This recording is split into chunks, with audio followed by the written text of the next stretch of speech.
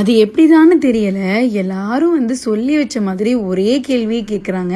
எனக்குமே ரொம்ப ஷாக்கிங்கா இருந்துச்சு. எல்லாரும் இவங்கலாம் ஒரே ஃப்ரெண்ட்ஸா இருப்பாங்களோ, ஒரே ஃபேமிலி மெம்பர்ஸா இருப்பாங்களோ அப்படின்னு. என்ன கேட்குறாங்கன்னா, நம்மளோட ப்ரௌனி கிளாஸ் பத்தி என்கொயரி பண்ணும்போது, லாவா ப்ரௌனிஸ் கவர் பண்ணுவீங்களா?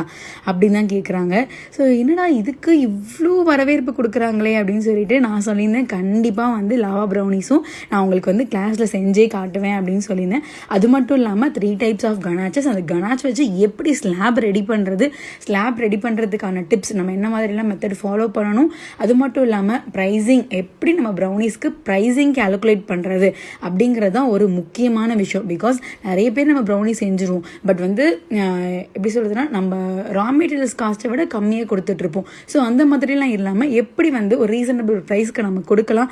அது மட்டும் இல்லாமல் கொரியர் பேக்கேஜிங் எப்படி சேஃபாக டெலிவர் பண்ணுறதுக்கு பண்ணலாம் இப்படிங்கிற லாட் ஆஃப் டிப்ஸோட இந்த கிளாஸ் இருக்க போது. ஸோ மறக்காமல் ஜாயின் பண்ணிக்கோங்க. ஸ்க்ரீனில் காண்டாக்ட் நம்பர் கொடுக்குறேன். Date March 16 Sunday.